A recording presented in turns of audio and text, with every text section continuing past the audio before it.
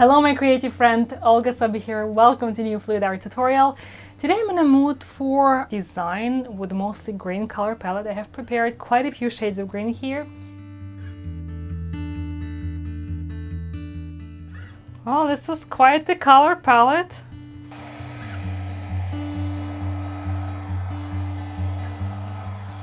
You know, it looks like some crazy beautiful gemstone.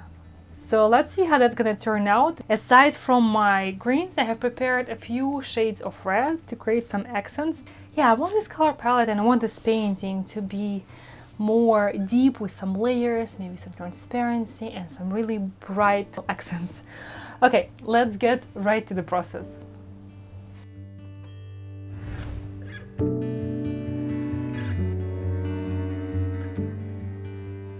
Thrive. Secret message today, and it's a pretty large canvas I'm working on. It's 24 by 30 inches. And the first color that I'm pouring here, it's a mix of phthalo green, some black, Mars black, and some iridescent blue green. So it has a little bit of shimmer to it.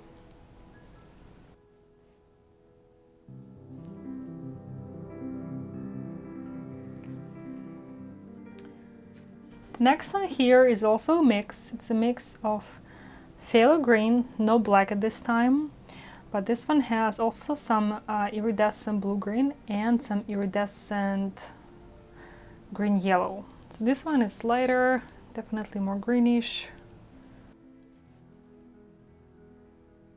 I really want to create like a multi green painting, and even the red colors that I want them sort of to overblend or mix with green to give me some more neutral colors.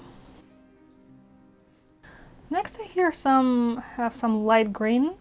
So this is a mix of the iridescent blue-green, iridescent green-yellow, a little bit of white. Yeah, actually it was a metallic white. So this one is a light green metallic color. So yeah, I'm mixing for this painting, almost all of the colors are mixed from a combination of other colors. I want to add another lighter color. This one is more like mint. So this is phthalo green light with a little bit of cadmium yellow and white color.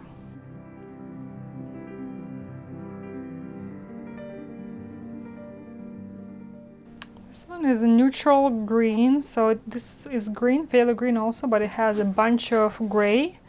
Well, not really gray, it's white and black, mixed it in separately. Just to create some color, contrast and saturation in this painting. But I want the center part to be mostly vibrant, so I'm adding it closer to the outer parts of my painting.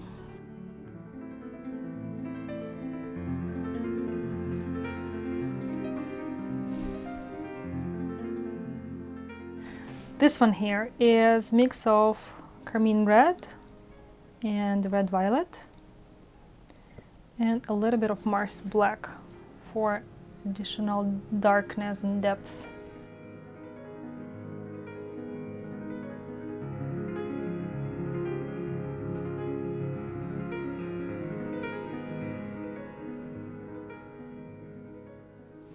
This is a mix of carmine red with copper. Generally, copper works really well with green color, in my opinion. Creates beautiful color palette.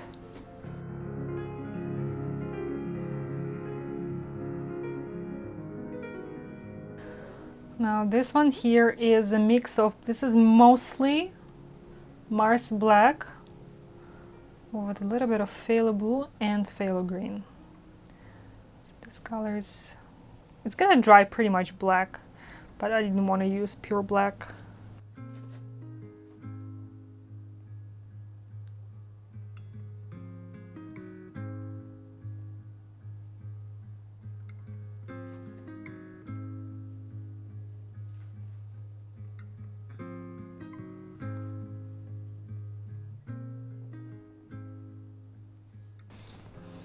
This color here is mostly titanium white, with just a dash of phthalo green and a little bit of iridescent green blue. So I wanted to create like a very pale mint green. It's almost white.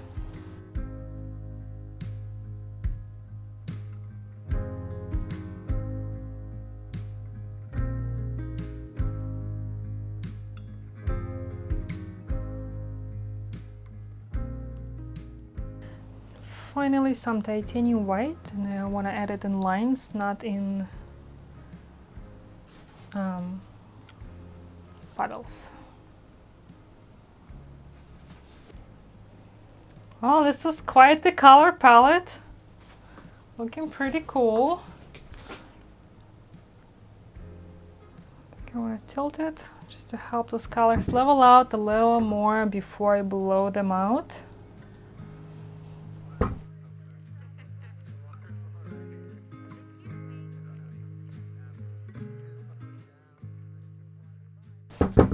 And I don't necessarily need to bring all the way to the edge, because as I'm going to be blowing them, you know, I will move colors from the center more towards the edge, so the edges and sides will get covered anyways.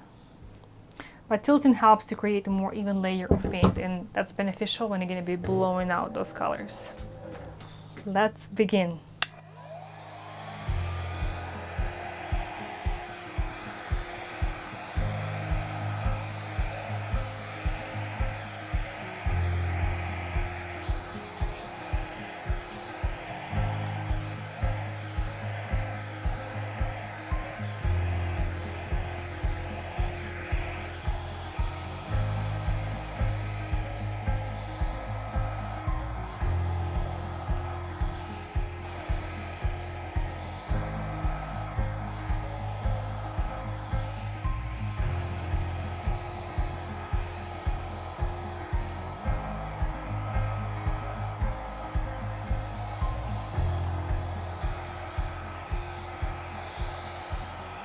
I don't think I mentioned, but all the colors are mixed with my new recipe, and this is why I'm getting so much of this beautiful reaction among the colors.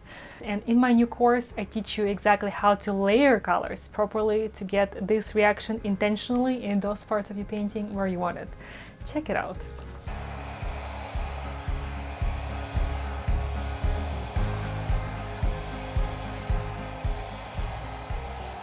I think I want to do another round of colors. Now blow towards here, towards the top.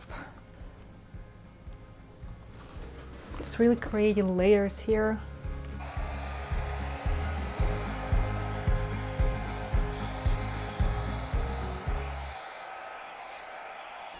Okay, this is a little bit too muddy.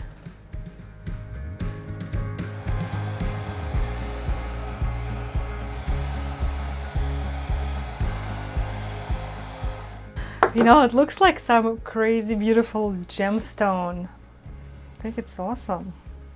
Got some extra air bubbles. I'm gonna use some of those drips to touch up my sides.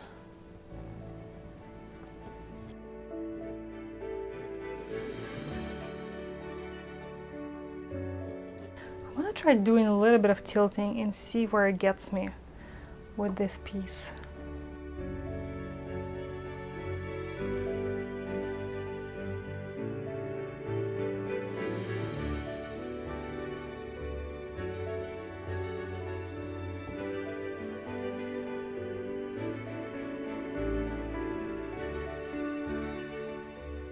I like that tilting after blowout technique. It really takes all this wiggly design and makes it more airy, more soft.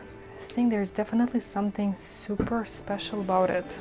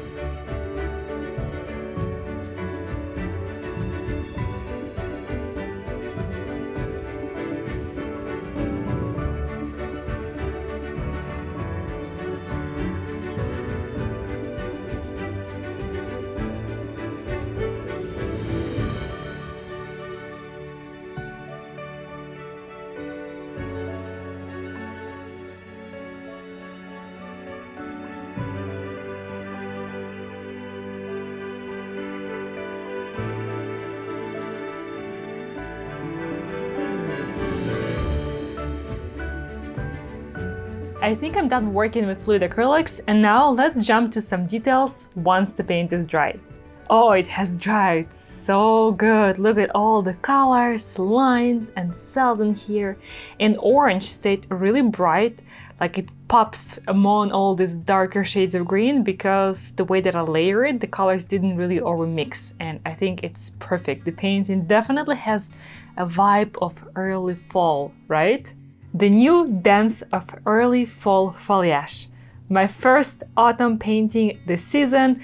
Please let me know what you think about it, and I really hope you enjoyed this tutorial. I will chat with you in the comments down below. Thank you so much for joining me today, and I'll see you in the next one. Bye bye.